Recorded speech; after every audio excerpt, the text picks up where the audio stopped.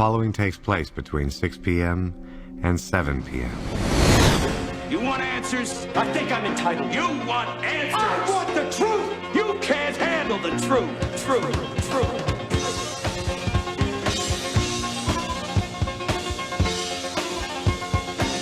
All right, here we go. 608-700 WLW. Welcome in. It is, in fact, R&L Global Logistics Sports Talk. It's presented by Kelsey Chevrolet. 3 full hours tonight, just like we like it. And what a headliner. What a leadoff hitter for the conversation tonight. He is the former Super Bowl Bengal, a Bengal from 1987 to 1990. Member of the SWAT team, Emmy-winning broadcaster. You hear him on Sirius XM NFL radio these days. He's also involved with some really interesting stuff I want to ask him about related to antigen testing for COVID and your immunity score. We'll roll all that into one big ball and welcome in Salmon Wilcots. How are you? Lance McAlister, every time I get to hang out with you, I feel better about myself. How are you, my friend? I am fantastic, and I love hearing your voice. That means we're talking football. And, man, I remember months ago, we were at a Bengals luncheon, and the whole debate back then was quarterback or this year, I guess, it was offensive line or wide receiver. Was it JaMarr Chase? Was it Penei Sewell? Give me your thoughts on the impact that JaMarr Chase has had on this football team. I will tell you, though, I was in the camp of get the offensive lineman. I just did not want to see Joe Burrow hit anymore. Yep. I was gun shy. And I know that touchdowns follow blocking, okay? That's a certainty. But listen, when they drafted JaMarr Chase, I said, there's no way I'm going to quibble because I knew who this guy was. And I watched every single play during the 2019 season. I fell in love with Justin Jefferson. But I knew that JaMarr Chase was better. That's how good this guy is.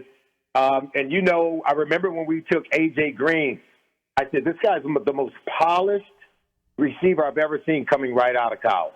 I felt the same way about JaMarr Chase until he started dropping passes at training camp. And I'm going to tell you right now, I said, the guy can play. He's going to be okay. And I remember talking with people and saying, no, he's going to be okay. When this guy kicks it in, it's going to kick in like you've never seen. And week one, he showed up. And he said it after he was drafted. I am going to own every franchise record. That was the goal. He wasn't being arrogant. That's his goal. Yeah. He just verbally stated his expectation. And he knows that the people in Cincinnati and the organization have an expectation as well. What I love about him, he wasn't afraid to voice it.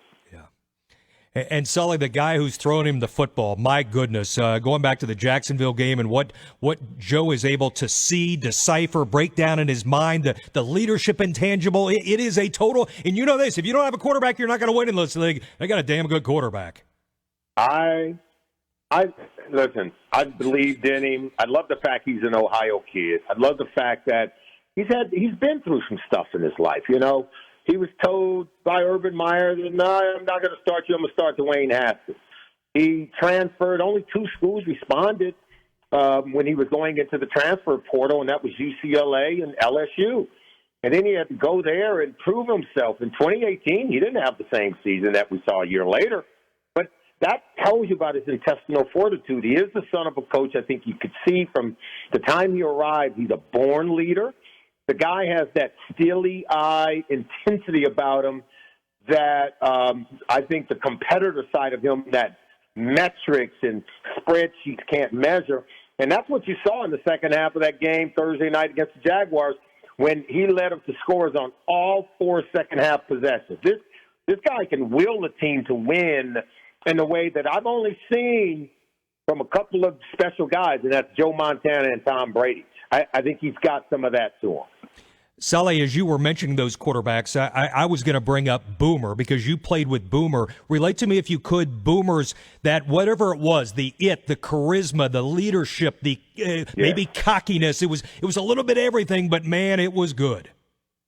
Boomer was one. I tell people he's one of the best leaders I've ever seen. I mean, the guy was not afraid to put himself out front and protect the other 52 guys. He did that for us. And I appreciate it every single day. And I know about the other things that he's done in our personal lives. And whenever a former Bengal needs something, the call goes out, all the guys are wrapped. Boomer's the first guy to be whatever he needs. And he doesn't seek publicity for it. He doesn't seek headlines for it. I'm just telling you, that's who Boomer Esiason is, and that's how he played, and that's why the guys rallied to play hard for him. So Joe solicits the same kind of what we call discretionary energy from his teammates. From the time he arrived, the players knew he was the guy. I mean, they could tell just the way he carries himself, the way he goes about work. He doesn't make excuses. He's intently in focus. He's communicating with guys in a way that's teaching them what he expects. And he's not perfect in everything he's doing because he's a young player. But, man, he's willing to say, hey, that's my fault. He's not so big that he puts himself above the team. In fact, in a way like Tom Brady, he sacrifices everything for the team, and he's the last guy to pat himself on the back. There's so many things that I like about him, but I think when you watch him play, you can see it. You can see it. No doubt. Solomon Wilcots hanging out with us on Sports Talk, the former Bengal. By the way, he's got a very cool podcast. It's new, Believe in Bengals, with Adam Jones. Fantastic stuff. And first couple of weeks, we cringed when Joe got hit and sacked like he did. I think it was 10 times in the first 2 weeks. Sally, he's only been sacked once in the last 2 weeks. That may not be the case every week, but, man, if you protect him like that, the sky's the limit for this offense. You know, I've got some broken furniture every time he gets hit. Like that, I've never lived and died with a quarterback like I do with Joe Burrow. I'm serious. I mean, I feel like he's my son. I feel like he's some kin to me.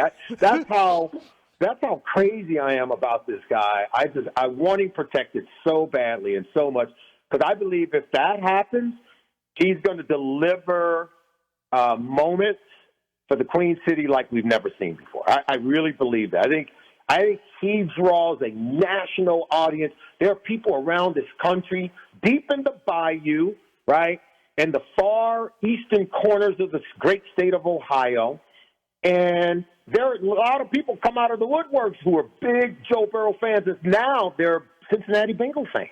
Yeah. And that's what he does for this organization. So, yeah, when he gets hit, I'm not happy.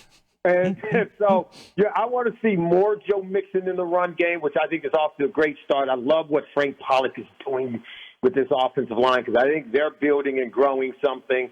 You know, we're not out of the woods yet. If you look at the second half of our schedule, and it's murderer's row, man. We're going to be tested before it all said and done. I would be remiss if I didn't give some love to the defense, which it seems like on all three levels is finding a way to get it done. And what a difference from the past couple of years.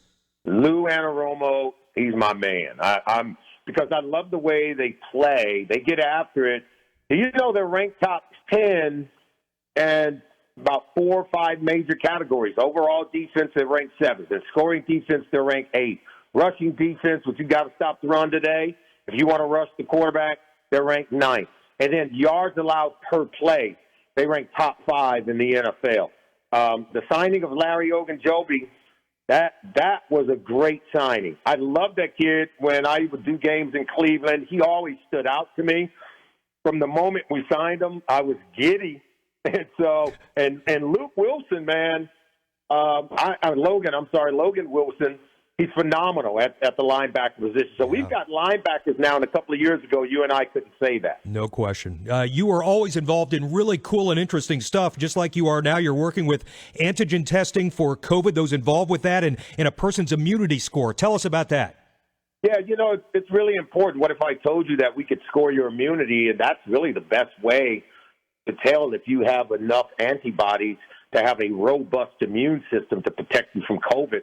But any other diseases and flu viruses and variants as well. I'll tell you my story real quickly. You know, back in March, I received the J&J vaccination, and for nearly 2 months, I'm walking around. I thought I was protected from the COVID-19 virus, and the people at AditxtScore asked me to submit just a small blood sample. They pricked my finger just to test to see if I had developed enough neutralizing antibodies to protect me from COVID-19. Well, the results showed a very low score, and it revealed that I wasn't protected at all. So in July, I went and I received my second vaccination. This time it was the first dosage of the Pfizer vaccine.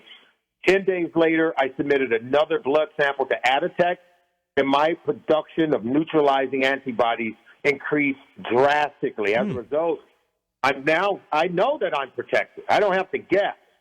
And that's what we need to understand that we need to understand that there's more than this binary choice of vaccination or unvaccination.